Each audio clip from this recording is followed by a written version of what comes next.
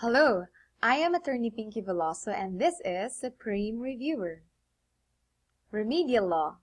This module covers remedial law, a bar subject which comprises 20% of the entire bar examination coverage. It is scheduled to be taken in the morning of the fourth day, usually a Sunday, of the bar examination month as provided under the rules of court. Are you ready? Okay. Let's begin. General Principles of Remedial Law. The study of remedial law is one of the most important aspects in the study of law because the bulk of the jurisprudence are the results of the workings of remedial law. The commencement or initiation of an action in court, whether in the form of a complaint or petition, is based on remedial law. All decisions of the Supreme Court has a procedural aspect.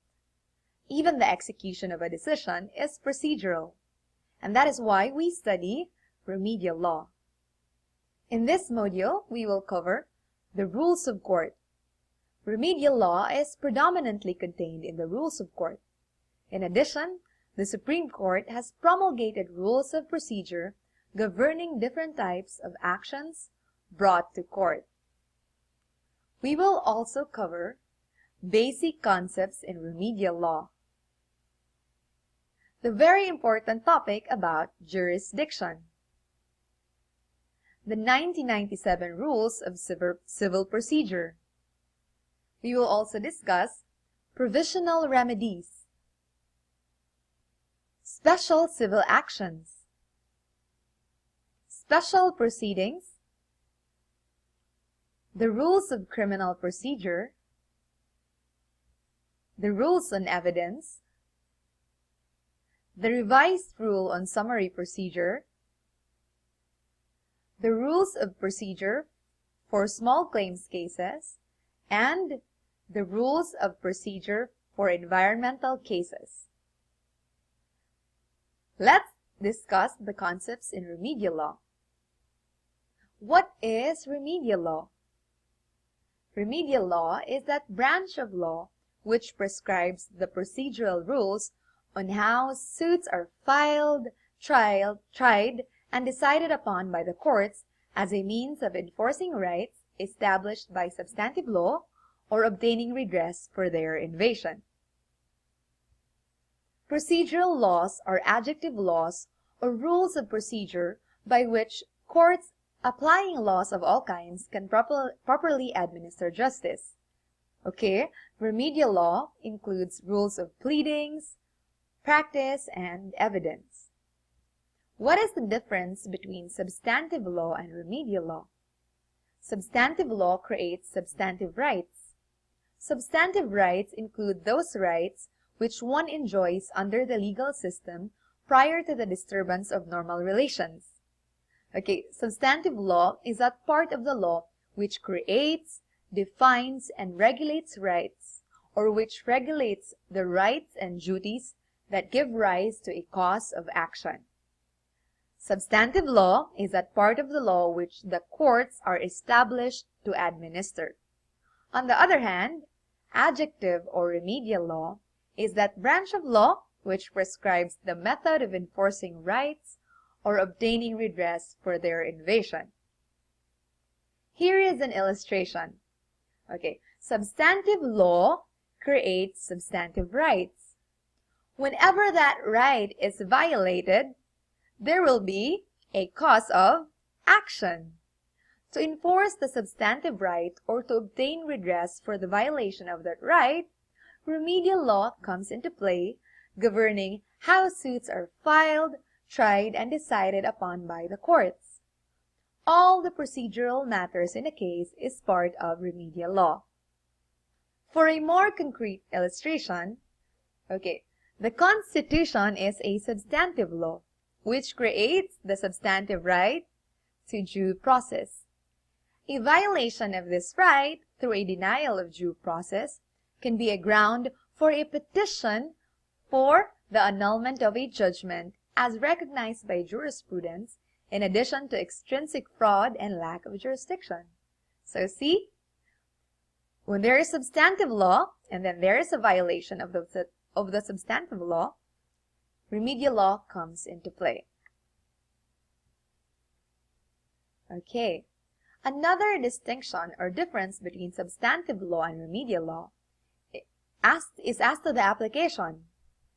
Substantive law is prospective in application. For example, a new law criminalizing an act is a substantive law, right? Okay, if it is made applicable retroactively, that will result to an injustice. It would be an ex post facto law, which is prohibited under the Constitution. However, when a penal law is favorable to the accused, it can be applied retroactively by way of exception. But in general, substantive laws are applied prospectively. On the other hand, remedial statutes will be construed as applicable to actions pending and undetermined at the time of their passage. Procedural laws are retroactive in that sense and to that extent. The retroactive application of procedural laws is not violative of any right of a person who may feel that he is adversely affected. Why? Okay, this leads to the question, is retroactive application of procedural rules absolute? The answer is no. Let us discuss the case of Tan versus Court of Appeals, GR number 136368, January 16, 2002. The facts of the case are as follows. On June 4, 1991, the RTC granted the right to redeem the property within 120 days after the finality of the decision. The decision was appealed to the Supreme Court and was affirmed in toto. The judgment was received by the parties on October 5, 1995. On March 13, 1996, the clerk of the Supreme Court entered in the Book of Entries of Judgment the decision and issued the corresponding entry of judgment, which on its face stated that the decision has become final and executory on October 1, 1995. So on March 21, 1996, the other party filed a motion for consolidation and writ of possession, alleging that Tan failed to redeem the property within 120 days from the finality of the judgment or 15 days from October 5, 1995 or up to October 20, 1995. On March 27, 1996, Tan filed a motion for execution with the Supreme Court to direct the Court Eco to issue the writ of execution. On April 16, 1996, he filed a manifestation and motion advising the Court Eco of his intention to redeem the property and in fact deposited with its clerk the repurchase price plus interest. On June 10, 1996, the court allowed the petitioner to redeem the lot in question. It ruled that the 120-day redemption period should be reckoned from the date of the entry of judgment in the appellate court or from March 13, 1996, and then the redemption price was deposited on April 17, 1996. In 1998, the Court of Appeals set aside the ruling of the trial court, so in other words, it did not validate the redemption. It retroactively applied the 1997 revised rules of civil procedure.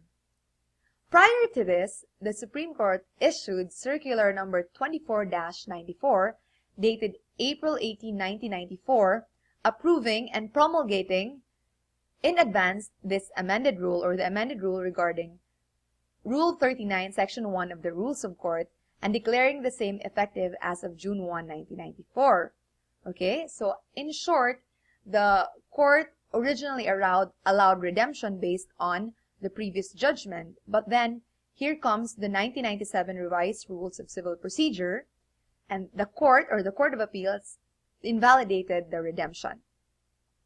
The issue in this case is whether the new rules concerning finality of judgment be given retroactive effect. What do you think?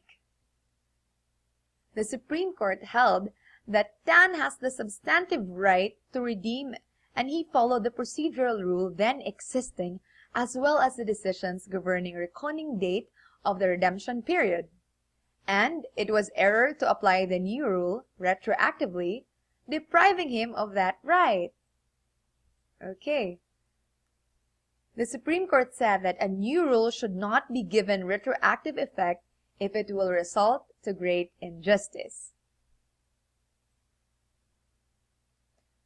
There is no retroactive application of procedural rules where the statute itself expressly or by necessary implication provides that pending actions are accepted from its operation. Okay, there is also no retroactive application of procedural rules where to apply it to pending proceedings would impair vested rights, or when a retroactive application would not be feasible or would work injustice. Also, when retroactive application would involve intricate problems of due process or impair the independence of courts, then there shall be no retroactive application of procedural rules. Another distinction between substantive law and remedial law is as to the conferment of vested rights. Substantive law creates, defines, and regulates rights. Once a right is vested, it cannot be impaired. On the other hand, procedural rules are generally given retroactive effect since there are no vested rights in rules of procedure. As a general rule, no vested right may attach to nor arise from procedural laws. The retroactive application of procedural laws is not violative of any right, as I've mentioned earlier, of a person who may feel that he is adversely affected, nor is the retroactive application of procedural rules constitutionally objectionable. The reason is that general rule, no vested right may attach to nor arise from procedural laws. It has been held that a person has no vested right in any particular remedy. Example of rules applied retroactively. First, the provision of a law prescribing that no record on appeal shall be required to take an appeal is procedural and can be applied retroactively to pending actions. So, in short, before, there is a requirement for a record on appeal, and upon the amendment of the rule that providing that there will be no record on appeal, since it is a procedural rule, then it was applied retroactively. Another example is a statute which transfers jurisdiction from a court to a quasi-judicial tribunal. It is remedial in nature, right? So it is applicable to claims that accrued before its enactment but formulated and filed after it took effect. So why? Because it does not create new or take away vested rights. Okay, so those are the examples. Finally, the distinction between substantive law and remedial law as to the origination. Substantive law originates from the legislature, whereas remedial law originates from the Supreme Court. Since they do not originate from the legislature, technically, procedural rules are not laws. However, rules of courts promulgated by authority of law have the force and effect of law, if not in conflict with substantive law.